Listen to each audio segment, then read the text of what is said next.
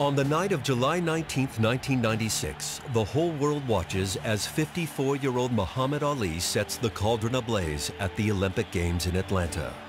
The sight of the Olympic gold medalist and three-time heavyweight boxing champion defying Parkinson's disease to light the Olympic flame warms public affection for a man who 3 decades earlier was a racial and political lightning rod. It was a great thing for the country. It was a great thing for Muhammad Ali. But if he were not sick, would America have allowed him to do the same thing? Muhammad Ali has been beatified in some ways because he's no longer threatening to the establishment. People forgot that there was a time when Muhammad Ali was very dangerous. He was dangerous in the ring. If he goes down again, it's over! Hey, I'm the greatest thing that ever lived! I shook up the world! I shook up the world! But some saw him as dangerous outside the ring. Out of all people, it takes an Uncle Tom Negro to keep continually calling me by a slave name, which is a white name, Cassius Clay. He was against the war when, for the first time, we as Americans actually said, no, this isn't right. He was a champion when we were gaining black pride and civil rights. He was our moral conscience. He was our athletic dream. Muhammad Ali epitomized what we were all about in the 60s. He was on a spiritual quest, breaking out, coming out of Louisville, going on that search for meaning, going to the Olympics, coming back, meeting the dark forces, 3.5 years of exile while he's fighting for his life, and then coming out on top. It's the hero's journey, man. I'm going to save boxing. I'm good looking, clean living, cultured, and I am modest.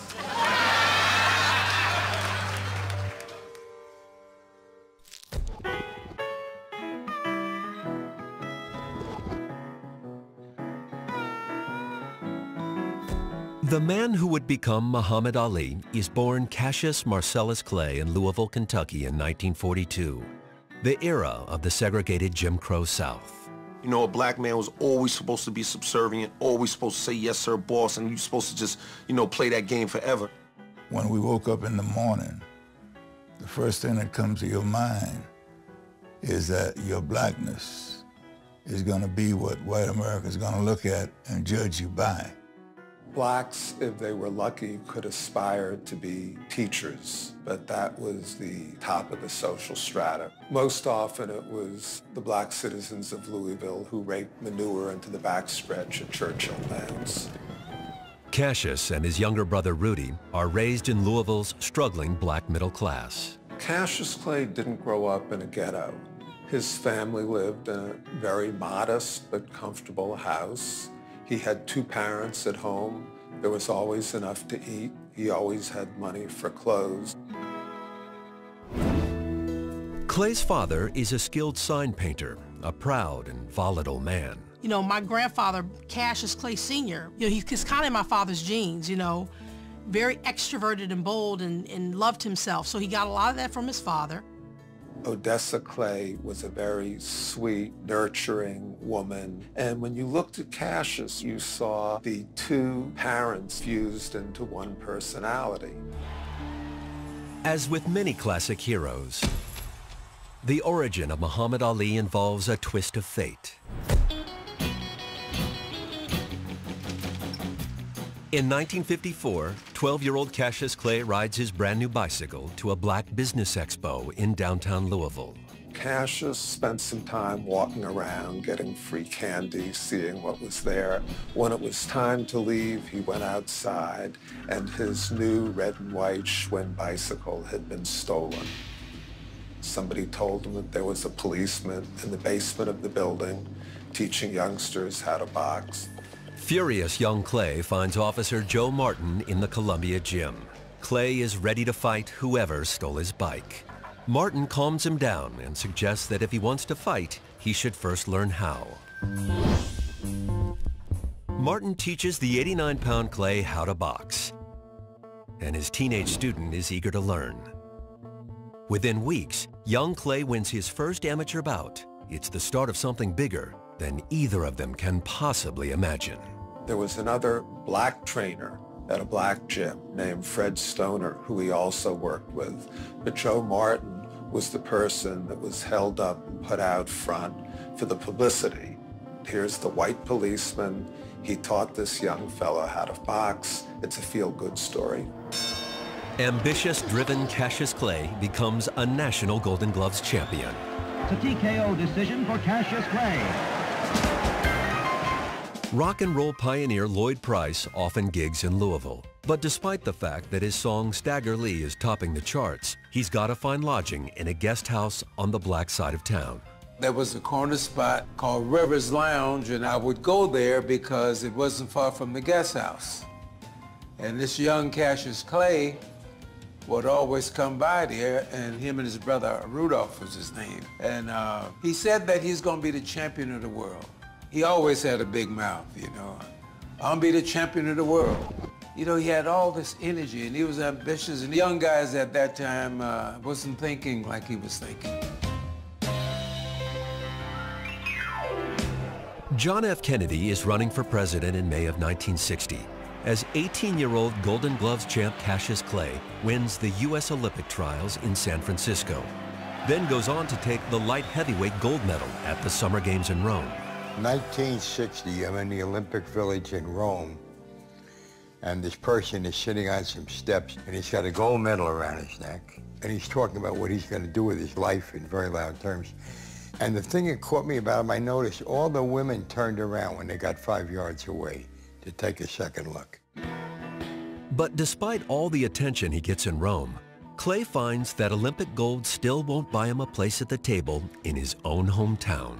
Here we were being idolized as competing athletes on one hand, and then on the other hand, there were certain restaurants you couldn't go in.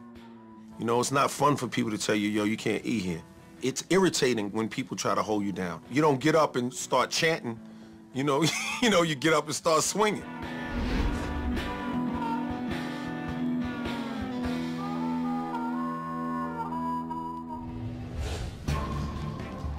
Boxing in 1960 has been a notoriously corrupt sport, rife with mob influence and crooked managers. Into this cesspool step 11 prominent Louisville businessmen backing their hometown Olympic hero. The Louisville sponsoring group were composed of white men who had good intentions. They were going to help Clay be something, keep him out of the clutches of evil.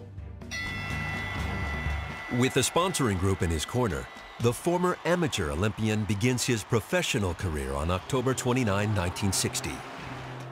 Tunney Hunsaker is the first to fall victim to Clay's raw talent. Realizing their promising young fighter needs an experienced professional trainer, the group sends Clay to Miami to work with Angelo Dundee, who had trained world champion Carmen Basilio. Few people in the history of our game will ever find a cornerman than Angelo Dundee. Angelo used to say, this kid does everything wrong. Does everything wrong. But it comes out right. He did everything what they would characterize as being wrong, fundamentally. Kept his hands down, he swayed back and forth, he just pulled out of the way of punches just by millimeters. Over the next 2 years, Dundee guides the unorthodox Clay to 19 victories in a row against a parade of heavyweights. Some are a challenge for the flashy young fighter. Most are not. Heavyweights were not known to be that fast, and that mobile, and that fluid. Guys couldn't hit him, especially heavyweight. He might be big and he might be tall, but if he messes with me, he sure will fall. Gaining self-confidence, Clay starts predicting the round his opponents will fall. That he's going to knock him out in 4, he did it. He's going to knock him out in 5, he did it. 7, he did it. You know, that self-confidence is amazing what it will do to you. You want to make a prediction in rhyme, or are you going to work on that for a while? Well, it'll have to be in rhyme every time. My father had to market his fights and doing poetry and making rhymes, and I never forget, I said, Dad, where did you get that from? And he says, you know, he goes, there's a wrestler, Gorgeous George. Gorgeous George. He would say he was pretty, and he would comb his blonde hair, and he had 2 chicks on his arm, and people would just hate him. They would just fill the whole auditorium just to see this guy get hit. Inspired by Gorgeous George, Clay creates his own supremely confident persona. Float like a butterfly, sting like a bee. Oh, rumble, young man, rumble. Oh! Ali's the archetype for a rapper. Cockiness, the brashness, the offensiveness, the abrasiveness. Hip-hop is about revolution. Hip-hop is a voice for the people. Ali is the people's champ. Ali is the revolution. The real dive will come on November the 16th, and in your hearts, you know I'm right. He's new to this game. He's got all these microphones and cameras in his face. He knows that there's a portion of the country that despises him and hates him. Ali was completely hip-hop. By 1963, Clay's audacious antics make him unpopular with many sports writers and boxing fans. There wasn't much that the older generation liked about Cassius Clay. The way he dissed them, laughed at their questions. A hint to the wise is sufficient. I remember seeing a Joe Louis fight. They asked him his reaction. He said, "I'm glad I win." Suddenly there was this guy who was not only articulate, but almost poetic, and with a great deal of braggadocio to boot. I am the man this poem is about, the next champ of the world. There isn't a doubt. If he told funny poems, it would be one thing. But he tells funny poems and tells you how great he is to have written them and how great a fighter he is, and he's the greatest of all time. That rubs some people the wrong way. He was the best at everything. He was the most beautiful, and he hadn't really proven himself yet, so people are looking at him like, who does he think he is? But the example of a proud, confident black man appeals to a young generation who admire the fact that Clay isn't afraid to represent. To African Americans, he was a source of pride in that he took great delight in who he was and in broadcasting it to everyone. Just to say that you love yourself and to have self-pride showed people that they can do the same. He made me feel proud to, to be a black man. He just represented a symbol of strength to me. I'm going to make boxing popular again. Me with my beautiful, colorful personality. 21-year-old Clay is eager to prove he's more than a pretty face. Now a top heavyweight contender, he campaigns to fight the reigning champ, Sonny Liston. He went after Sonny with a vengeance. I want that bear. And what's going to happen to him? Bear. What's going to happen to him? He might be great, but he'll fall in 8. He's driving a bus onto Sonny's lawn, and he's yelling, "I want the bear. Get the bear out here. Come on, bear." It was starting to get under Sonny's skin. Big ugly bear, I'm tired of hearing Liston. Everywhere I go, they're talking about Liston. I can't wait for him, and he's going to fall in 8. He really tormented Liston. And finally Liston said, yeah, I'll fight him. It'll be easy money. Everybody believed that Liston would annihilate this guy because he was all talk. If Sonny Liston whoops me, I'll kiss his feet in the rain. With a record of 36-1, Liston is a fearsome champion, a former mob enforcer with ties to organized crime. He's frightening. Sonny was a guy who was meant to hurt people.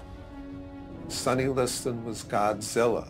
Sonny Liston was going to reign for 1,000 years. Adding to the foreboding sense of drama was the presence of members of the controversial Nation of Islam. Nation of Islam was an isolationist group. Elijah Muhammad wanted his own nation inside the United States. So it was scary. For the past few years, Clay has been studying the tenets of the Nation of Islam, as espoused by its leader, Elijah Muhammad, who preaches that white people are devils created by an evil scientist. But Clay is drawn to the basic message of black empowerment. It made him understand and promote, what is your history? What is your African history? Who are you? What is your name? Why do you have that name? I'd never heard anything like I heard going to the meetings with Ali about you are somebody, a black man got as much right to live as any other man. For the first time in my life, as a grown man who had been a star, had sold millions of records, you start to feel like you are somebody. I can understand how he got hooked. Clay is inspired by the nation's assertion of black pride, but the presence in his camp of the Nation of Islam's controversial Malcolm X threatens the Liston fight.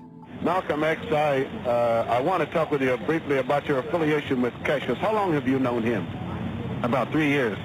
Just months before, Malcolm X caused an uproar by suggesting that President Kennedy's assassination was a case of, quote, the chickens coming home to roost. You did not say that you were glad the president was killed. No, that's what the press said. The promoter fears that negative publicity will kill ticket sales, so Clay's camp gets Malcolm to leave Miami until the day of the fight. February 25, 1964. Boxing experts and fans agree that Liston will clobber the Louisville Lip. They thought, well, even if it's going to be fast, it's going to be really ugly and bloody. Just what we fight fans want. It was fast and it was bloody, but it was not what most fight fans expected. The challenger from Louisville, Kentucky, Cassius Clay.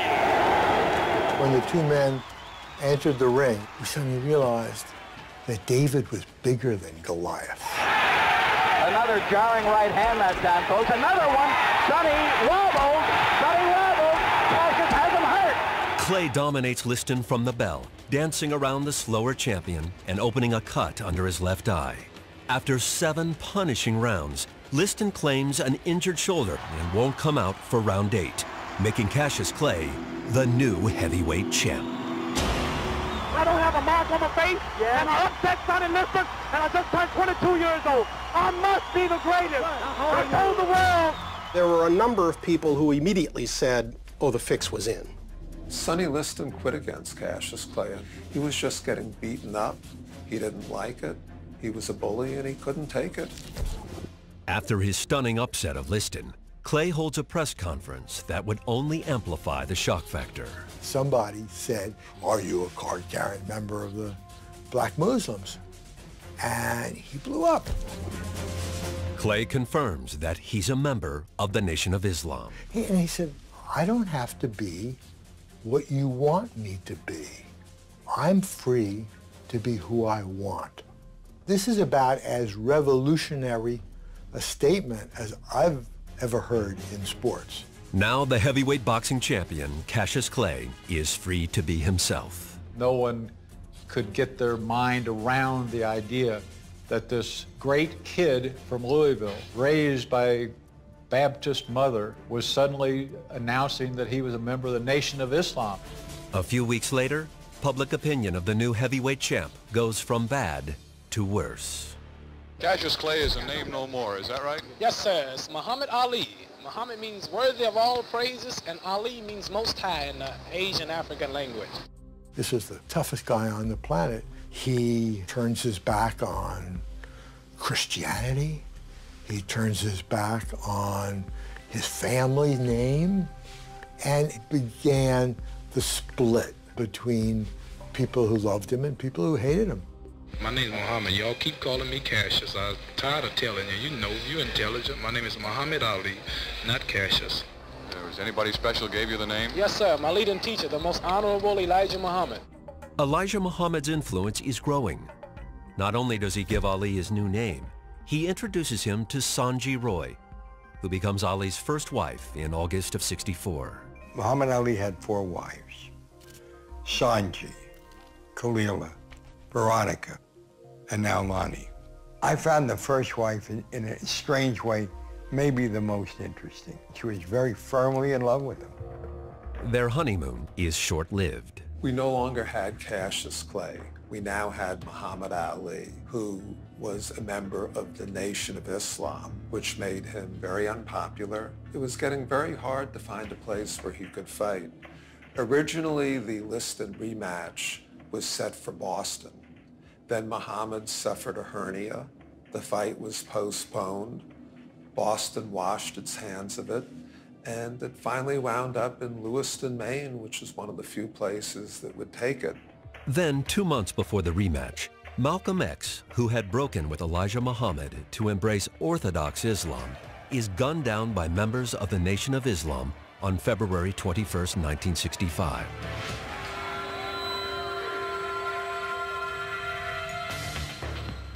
Muhammad Ali had broken from Malcolm and sided with Elijah Muhammad.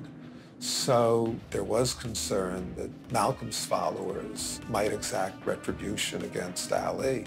The rumor had been spread that there was a carload of gunmen coming up from New York to kill Muhammad Ali in the ring. Ali Liston, too, was a mess. It was a mess outside the ring, and it was a mess once the fight started. Midway through round one, Ali hits Liston with a blow that would become infamous as the Phantom Punch. Did you see the punch? Did you see it? Was it the punch heard around the world? It wasn't even a punch seen around the world. The punch was hard enough to knock Liston down, but he thought Liston could have gotten up. It took about 8 seconds after 9 and 10 that the crowd began to chant, fix, fix, fix. Ali's second disputed win over Liston does little to win over his boxing critics. He has other critics as well. A certain portion of Black America loved him. Another portion of Black America did not love him. The Black community was divided. Those who thought integration was a great thing, and those who did not think of integration in that way, but thought of equal rights and our freedom, equality, and justice. I'm not out there marching and going places I'm not wanted. Those of us who were young, who understood our manhood, and who took pride in it, we were not asking to be a part of white America, but demanding our rights just like any other citizen.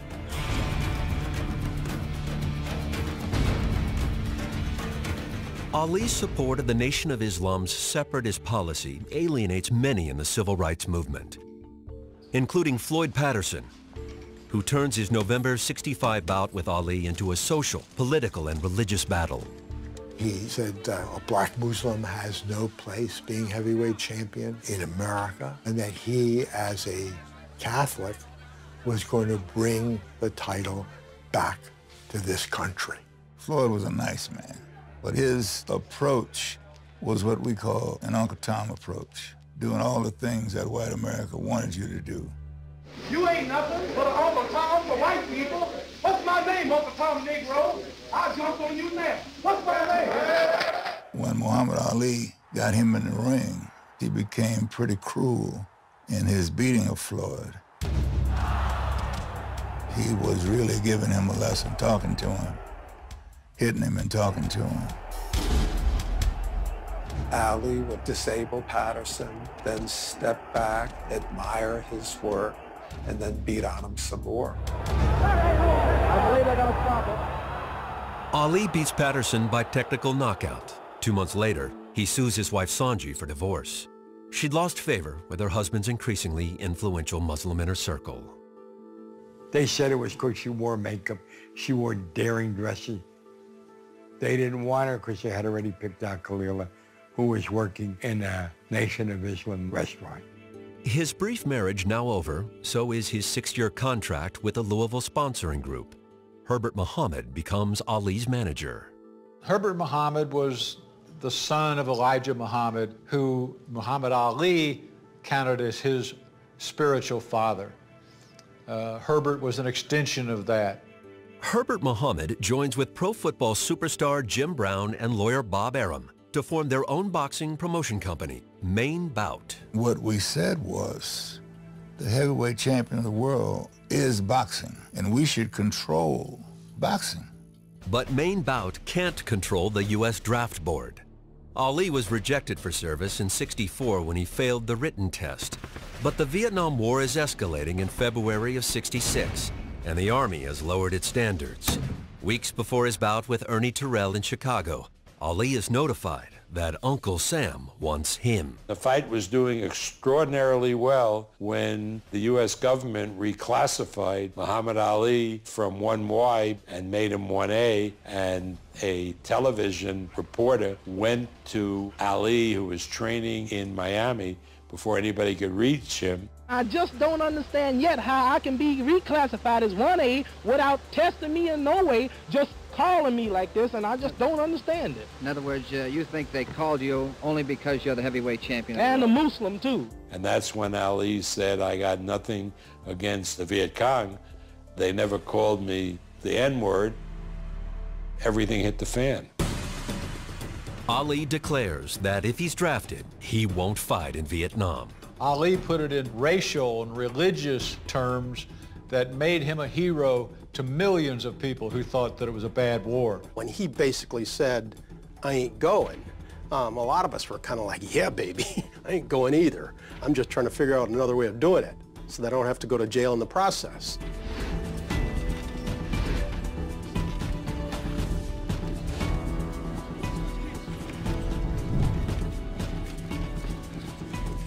Then you're not apologizing for the unpatriotic statements that you made. That'll be taken up with the government. Ali's unpopular stand causes Chicago politicians to scuttle the Terrell fight, leaving his management looking for another fight in a new venue. We wanted to fight in Pittsburgh, and they ruled it out there, and then they tried Maine, but they didn't want us in Maine. The growing controversy over his anti-draft stand makes Ali toxic in the U.S., forcing him to win his next 4 fights in Canada and Europe, where he's a bigger draw than ever. A point not lost on one Texas millionaire. I got a call from this real character, Judge Roy Hoffines, who owned the Astrodome in Houston, and he said, you bring that boy down here, nobody is going to tell him he can't fight here. Ali knocks out Cleveland Williams before a record-setting indoor crowd. Smelling another box office bonanza, New York hosts Ali's next victory over Ernie Terrell. Ali is now 28-0 in the ring and still 1A in the draft. In April of '67, he finally gets his draft notice and reports to the induction center in Houston to begin one of the longest, toughest fights of his life. Former world heavyweight champion Cassius Clay refused to take the oath of induction into the Army. The black Muslim fighter, who is also known as Muhammd Ali, was immediately stripped of his title by the World Boxing Association. When a guy says he's not going to fight for his country, that irritates a whole lot of people. He moved from the sports pages to the front pages. Within days, Ali is stripped of his license to box in all 50 states. 9 top Negro athletes meet with Cassius Clay to discuss his anti-draft stand. Jim Brown and Bill Russell organized a summit meeting in Cleveland. Clay's induction refusal cost him his title, and he faces a possible 5-year prison sentence. The Army was willing to make a deal. They were willing to guarantee that he'd go in special services and he would be able to box. Behind the scenes, Herbert Muhammad, as a businessman, looked upon that as a possible option. The meeting started with them talking to Ali about accepting the deal. You wouldn't have to worry about being a soldier as such. You can do public relations. But Ali's attitude was, nope, don't want a deal. 2 weeks later, Ali is convicted of draft evasion in federal court.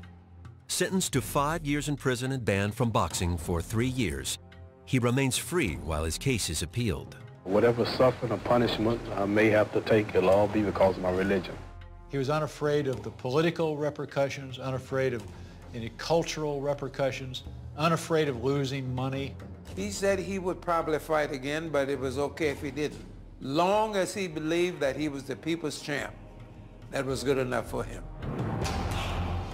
A month after his conviction, Ali marries 17-year-old Belinda Boyd with the approval of Nation of Islam leaders. She fully supports her husband's refusal to be drafted. He said, I can't kill anybody. I just said, trust me, you'll be the greatest man ever lived if you don't go.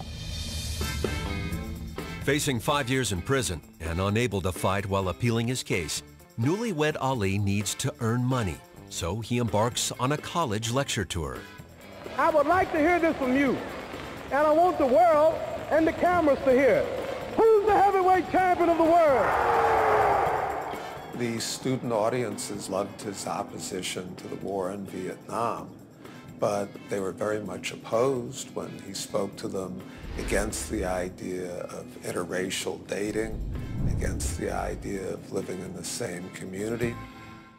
During those 3.5 years that he wasn't fighting, basically the only two things that he was doing was going on college campuses, and the other was being on television with Howard Cosell.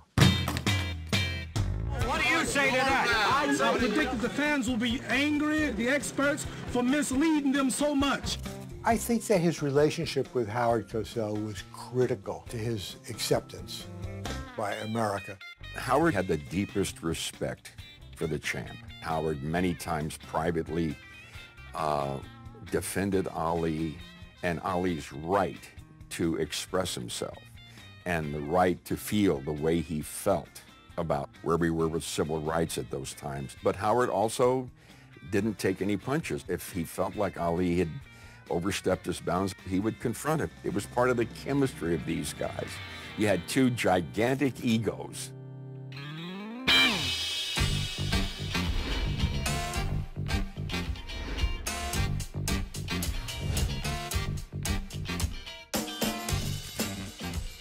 After 3.5 years in exile, Ali remains free as his appeals proceed in federal court. And while politics cost Ali his boxing license, politics provides a chance to fight again. Georgia has no state boxing commission. Individual municipalities can sanction a fight. So Black State Senator Leroy Johnson strikes a deal with Atlanta's white mayor, Sam Massell. Leroy Johnson said, I want this fight to happen. I carry a lot of votes with me. Thus, Ali's comeback begins, surprisingly, in the Deep South. Here's an African-American reviled around America. Suddenly Atlanta is embracing him. He said, I got my license. I'm gonna fight in Georgia. I'm gonna fight in Georgia. I said, in Georgia? I said, down south? He said, yeah. I said, oh, Lord, we in trouble now. Ali returns to the ring on October 26, 1970. I don't believe that anybody is happier than this young man to once again step into the ring. 28-year-old Ali was stripped of his title, but he's never lost a fight, and Jerry Quarry is not considered competitive. Ali opens a cut over Quarry's eye in round 3, and the fight is stopped. Inactivity is deadly for any fighter, and for Muhammd Ali to have come back and still display the incredible hand speed and fluidity that he showed was amazing.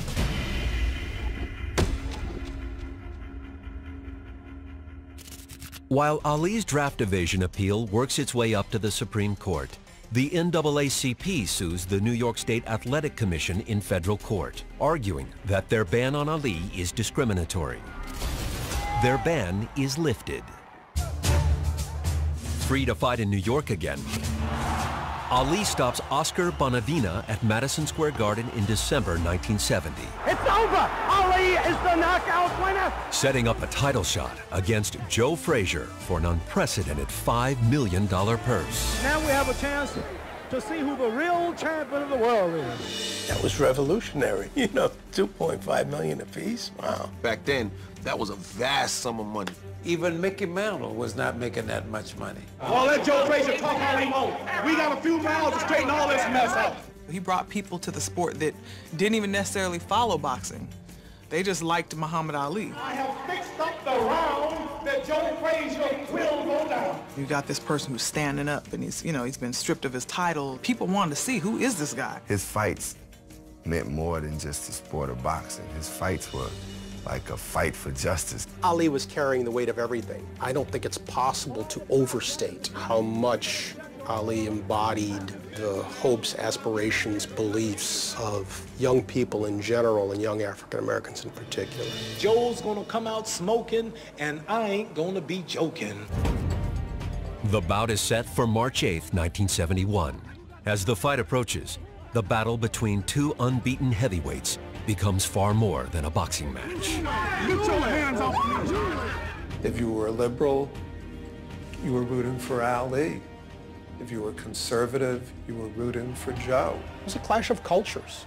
There were the people who were demanding civil rights, who were against Vietnam, and the people who thought Vietnam was right. Then, damn it, we're going to put our views in the ring and settle it once and for all.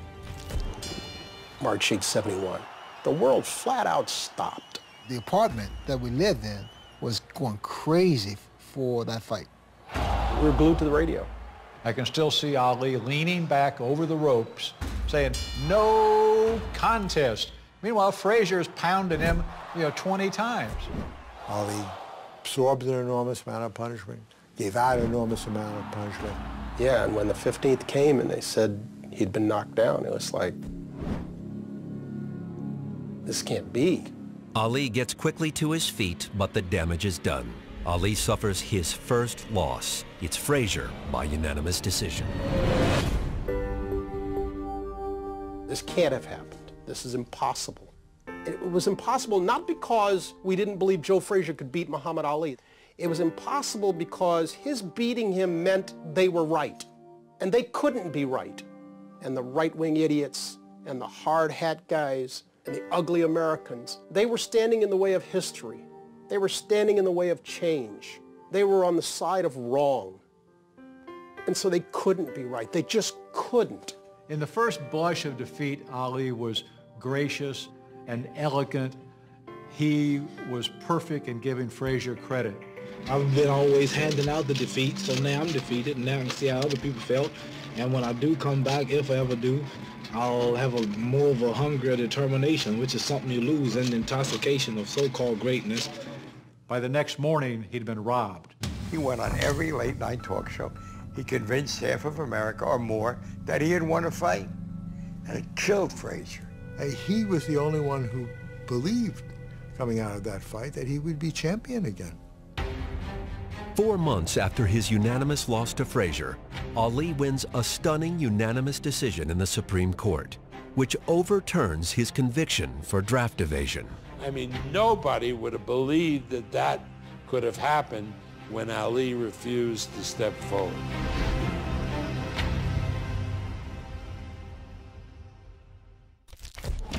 With prison no longer looming, Ali is free to renew his quest to reclaim the title that had been taken from him, a title now held by George Foreman. Ali's momentous match against Foreman is an event unlike anything boxing has ever seen. In 1974, promoter Don King and a consortium of backers make a deal with Zaire's strongman, President Mobutu Sese Seko, to host a worldwide live satellite broadcast of the Rumble in the Jungle. Ali basically showed that he could transcend the sport. He brought half of the media of the world to Kinshasa, Zaire. 10 long years after he first shook up the world, 32-year-old Ali is once again challenging a heavily favored champion. Foreman was the second coming of Sonny Liston. Remember, this wasn't an ordinary heavyweight. This was a guy who could knock down walls. Everybody felt that Ali was going to get hurt. This was this was a monster. I was so afraid that George Foreman was going to kill Ali.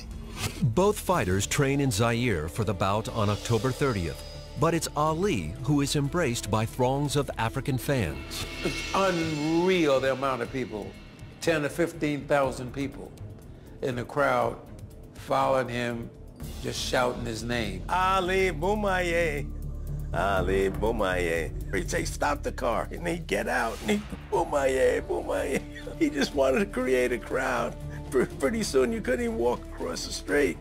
All of that worked in Ali's favor. I mean, he was playing psychological games. He's punching voodoo dolls. He's got people beating on drugs. The champ is here. The champ is here. Me and maybe one other person thought he could beat George Foreman. He believed it. He believed it. Ali's confidence isn't shared by many boxing experts. But during the fight, Ali would add rope-a-dope to the lexicon and a great new chapter to his legend. Ali stands back, ties his man up, leans on the rope. Ali goes back on the ropes, and the ropes go back more. And Foreman misses by that much. The wild left hand is not scoring. Angelo sends his corner guys around to the corners. He says, tighten the ropes, tighten the ropes. And Ali's saying, no, leave him, leave him. Ali formed, in his mind, he formed the rope-a-dope right there and then. To take that kind of punishment from a guy like George, you know, who knocked most guys out like they were rag dolls. I can't fathom taking those kind of blows from a guy who punches that hard. Those punches could crack ribs. How could you take this in your body? And Ali was taking it. And Foreman was punching himself out. I had predicted that Foreman was going to annihilate him. And in between rounds, when he started to wear George down, he said, hey, big fella, what do you think now? Knock George out. When Muhammad Ali put George down, he had proven that he is indeed the greatest. The great man has done it. Ali beats Foreman. Humiliates him.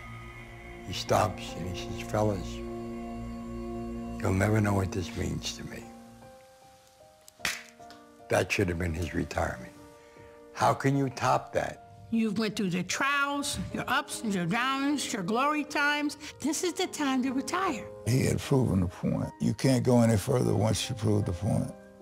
And there's something about the romance of athletics that is hard for people to give up. For him, every fight was another drama, another circus, and he loved every minute of it. All those available ladies, all this love and admiration. It's very hard to walk away from that.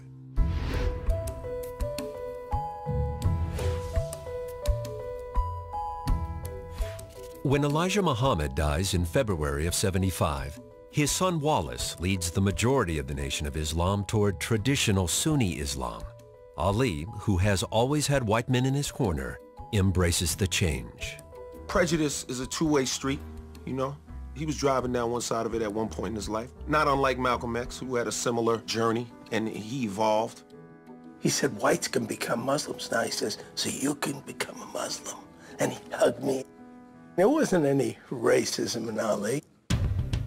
Later that year, Philippine President Ferdinand Marcos plays host to the third Ali-Frazier fight, the Thrilla in Manila, on October 1st, 1975. They'd been the two most dominant fighters of their time. Towards the end of their career, oh, here they are again in this big fight, and this is going to be the culmination of it all.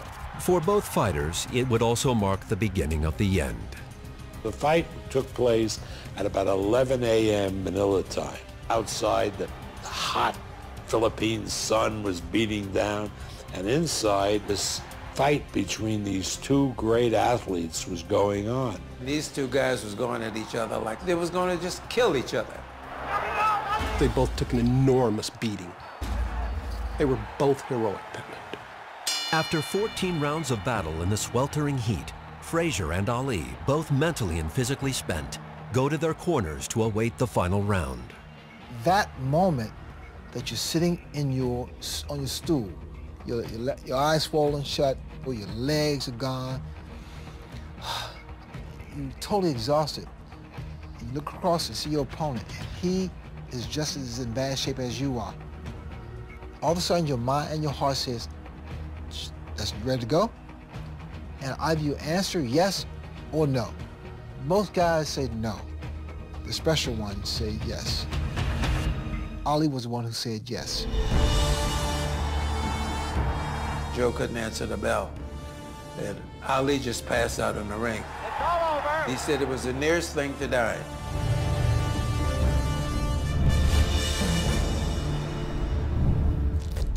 In the year after his punishing victory over Frazier, Ali defends his title 4 times, including a brutal 15-round win over Ken Norton. His longtime ring doctor, Ferdy Pacheco, sees the writing on the wall. Pacheco went to Norton's locker room and told him, congratulations, you just ended Ali's career. Norton had lost, but Ali was physically beat up. The following year, his speed and skills diminished. Ali survives a 15-round slugfest with Ernie Shavers, Muhammd Ali, not down but hurt. the hardest-hitting heavyweight in boxing. Said that Ernie Shavers hit me so hard that my ancestors in Africa turned over in their graves. which was a fabulous line, except the way that he said it was just the beginning of a slur in his speech.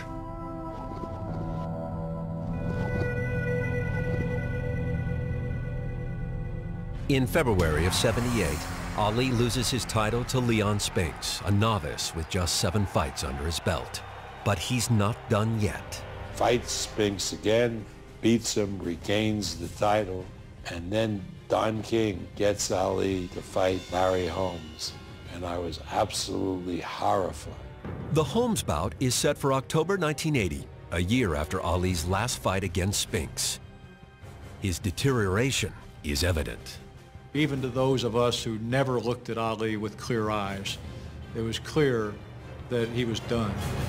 Holmes wins by TKO in the 11th round, the first time Ali has ever failed to go the distance. Whatever damage had been done to Ali in all of these 12, 15-round fights, all of that had come together to leave him a shell of what he once was.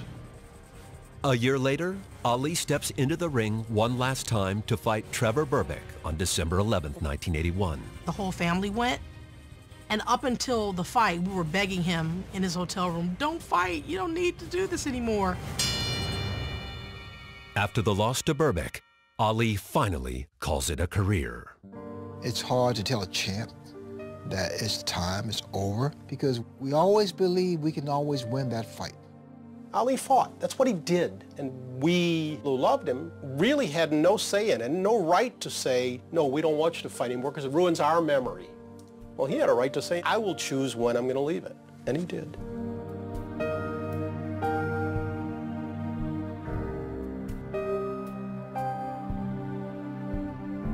The first few years of retirement were hard for Ali. He was no longer in the spotlight as heavyweight champion of the world. But the worst thing was that the Parkinson's syndrome was becoming clearer and clearer. When you stay in the ring too long, it's going to really start wearing down on you, and that's exactly what happened to my father. Ali's Parkinson's syndrome is made public in 1984. It's really hard for me and everyone else to see a man who used to be so great with words. Now that's one of the things that he can't do. It's a sad thing because you wonder what he would be saying now. We need that Louisville lip because there's nobody speaking for African Americans or Americans like Ali spoke. That voice just isn't there. When Ali stopped really talking in public and really doing his whole Ali thing, he has said so much that it still echoes. I have enough inside here and inside here to replay it for life. We're in a hotel room in Las Vegas at an event, and this is like 90s, so the Parkinson's he can still walk, but he's talking very soft. And he goes, you know, I want to make it to heaven, and I wasn't a perfect person, and this Parkinson's shut me down. I can't do nothing wrong now, you know. But he said, I'd rather suffer now than in the hereafter. By 1986, Ali is 5 years into retirement and on his 3rd marriage. He and his 2nd wife, Khalila, were divorced in 1975. He was doing a lot of cheating. He's weak for women. I just didn't know how weak he was. Ali's next marriage to Veronica Porsche would last 10 years. My father would say he was the best Muslim he could be, given that he was this gorgeous Adonis boxer that all the women loved. In the summer of '86, Ali and Veronica are divorced. Later that year, he marries his 4th wife, Lonnie Williams, who he first met in Louisville back in 1963.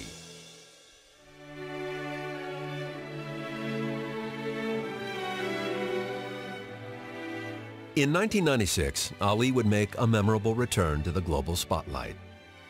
We were thinking who would be an American Olympian who could light the cauldron that would mean the most to people watching around the globe. Ali was the guy who made the most sense. And it was not met with wide open endorsement. There were some people who said, well, you know, he was a draft dodger, wasn't he? Misher and Ali's longtime friend Howard Bingham work out a deal in which they agree to keep Ali's torch-lighting role a secret. Howard Bingham calls me, your dad's lighting the torch, don't tell anyone. Just call your sisters and brothers. And I'm in a control room at the bottom of the stadium with 26 cameras and, directing the world feed. But even down there, in the bowels of the stadium, I could hear what was going on up there. And I never dreamed that it would be that strong and that powerful.